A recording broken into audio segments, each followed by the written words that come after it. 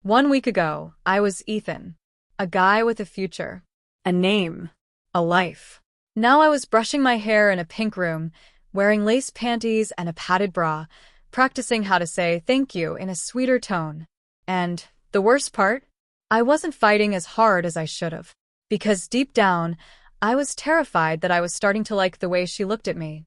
Like a mother looks at her daughter. Victoria smiled as she slid the car door open. Ready, Evelyn? I swallowed hard. That name again. A name that felt like a noose tightening around my throat. I'm not Evelyn, I said, voice trembling. She turned sharply, eyes cold. You will be. And today, everyone will see it. The salon was sleek, marble floors, mirrors everywhere, the smell of hairspray and expensive perfume thick in the air. Victoria marched up to the receptionist, a woman with perfect nails and a sharp smile. This is my daughter, she announced loudly, voice dripping with false sweetness. She needs a complete makeover. Hair, nails, the works. I stood frozen. No, I tried to protest. But Victoria placed a firm hand on my shoulder. Sure, she whispered. Let me handle this. The receptionist nodded, leading us inside. The makeover began. The stylist washed my hair, fingers cold on my scalp. They trimmed, styled, and curled until my usual messy, short hair became flowing waves that brushed my shoulders. Beautiful, the stylist said, running a brush through the strands. I hated the sound of her words. Next came the nails, long, glossy, painted the palest pink imaginable. I clenched my fists. When it was time for makeup, Victoria sat beside me, guiding the artist's hand as she applied foundation, blush, and lipstick. Look at you, Victoria cooed. A perfect princess. Then came the voice lessons. A stern woman arrived with a clipboard, teaching me how to soften my voice, raise the pitch, even laugh like a girl. Each word felt like a dagger, breaking down the man I was, building up Evelyn piece by piece. Hours passed. I was exhausted. Defeated. Victoria beamed at the mirror. You're perfect, she whispered. No one would recognize Ethan now. Her words felt like acid on my skin. Then, the worst part. She handed me a phone. Call your father. Tell him you're my daughter now. My heart stopped. No, I choked. She looked me dead in the eyes. Or I send the photos to everyone you know. I swallowed my pride. I dialed. My father's voice on the other end made my throat close up. Dad, it's me, Evelyn. Silence. Then a long pause. And finally, a whisper. Victoria, what have you done? I hung up, tears burning my eyes. Victoria smiled. Welcome to your new life. After the phone call, silence swallowed the house like a dark cloud. My hand trembled as the phone slipped and crashed to the floor. Victoria's cold smile haunted me. See? This is just the beginning, she whispered. I slammed my bedroom door and sank to the floor, tears burning my eyes. Everything felt like a nightmare I couldn't wake from. Lies, manipulation, my entire life unraveling. Then my phone rang again. Dad. My voice cracked, barely a whisper. What's going on? What have they done to you? His voice was full of worry and anger. I don't know, Dad. I sobbed. Victoria changed me. She's turned me into someone else. Silence stretched between us. I promise, son. I'll fix this, he said, but even in his voice, I heard fear. But Victoria never let go of control. She barged into my room, hugging me tightly. From now on, you're Evelyn, she said with finality. Let me go. I yelled, struggling. She laughed, cold and cruel. This isn't your choice anymore. Days passed. I was breaking. She told everyone, friends, school, neighbors. This is my daughter now, she declared proudly. The looks, the whispers, the mockery. It was suffocating. I was fighting a war inside myself between Ethan and Evelyn. Then came the day I thought I had lost. But something inside me stirred. You're Ethan. A voice echoed in my mind. You're not broken. You're not lost. Fight. I stood up, showed Victoria I wasn't just a fragile puppet, that I was going to fight for my life, for my identity. Ethan stood in front of the mirror. The reflection wasn't his own anymore. But deep inside, a fire burned. No more hiding. No more silence. He started small, secretly shaving off the carefully styled curls when Victoria wasn't watching. He wore his old clothes in secret, hiding them beneath the skirts and blouses Victoria forced him to wear. At school, he avoided the fake smiles and whispered rumors, keeping his head down but plotting his return. One evening, he found an old friend, someone who still believed in the real Ethan. "Jake," Ethan whispered over the phone, voice shaky but determined. "Ethan? Man, where have you been? You sound different. I need help. Victoria's gone too far. She's trapped me." Jake promised to meet him at the park. Under the cover of night, they met. Jake's eyes widened as he saw Ethan's transformation. But there was no judgment, only support. "We'll get you out," Jake said firmly. Together, they began planning, collecting evidence, figuring out ways to push back against Victoria's control. Victoria noticed the shift. Her smiles grew colder, her grip tighter. But Ethan was ready. He was no longer the scared boy who gave up. He was fighting. And this was just the beginning. Ethan and Jake spent nights gathering proof, photos, messages, recordings. Victoria's lies and manipulation documented in cold, hard facts. It was dangerous. One wrong move, and Victoria would tighten her grip even more. But Ethan had reached his breaking point. At school, Ethan staged a meeting with Victoria, pretending to comply. But behind the scenes, he leaked videos and messages to trusted friends and family. The reaction was instant. Whispers turned to outrage. Victoria's carefully crafted image started to crumble. Furious, Victoria confronted Ethan. "You think you can ruin me? I made you who you are." Ethan stood tall. No. "You tried to erase me, but I'm still here." Their battle turned public, a war of words, secrets, and wills. Slowly, allies appeared. Teachers, friends, even some family members started questioning Victoria's actions. The walls Victoria built began to crack. Ethan's strength inspired others trapped in silence. The fight was far from over. But for the first time in months, Ethan saw a flicker of hope. He was reclaiming his life, one battle at a time. The air was thick with tension as Ethan stepped into the living room, Victoria waiting, eyes blazing. "This ends now," Ethan said, voice steady but fierce. Victoria laughed coldly. "You think you can undo what I've done? You belong to me." "No," Ethan replied. "I belong to myself." The final battle was a war of words and wills. Ethan unleashed all the evidence he'd gathered, messages, photos, recordings. Victoria's lies exploded in front of their family. Tears, screams, confessions. The house felt like it was shaking. Victoria fought back fiercely, threats, manipulation, desperate pleas. But Ethan stood firm. For the first time, the family saw the truth. Not Evelyn, but Ethan, fighting for his identity. In the end, Victoria's control shattered. Ethan took his first deep breath of freedom. He looked at his reflection, not the perfect daughter Victoria wanted, but himself. Raw, real, free. But the journey wasn't over. There were scars to heal, trust to rebuild. But Ethan knew one thing. He would never let anyone erase who he was again. The house was quieter now.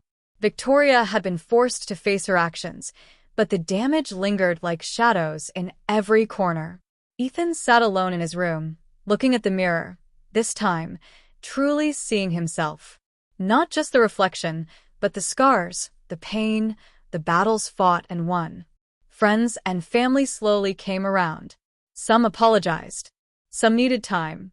But Ethan felt something new, hope. Hope that he could live his life without fear. He started therapy, talking through the trauma. Each session was a step forward, a chance to rebuild what had been broken. Victoria's control had ended, but Ethan's journey had just begun. One day, Jake visited. "We've got your back," he said simply. And for the first time in months, Ethan smiled. The future was uncertain, but it was his.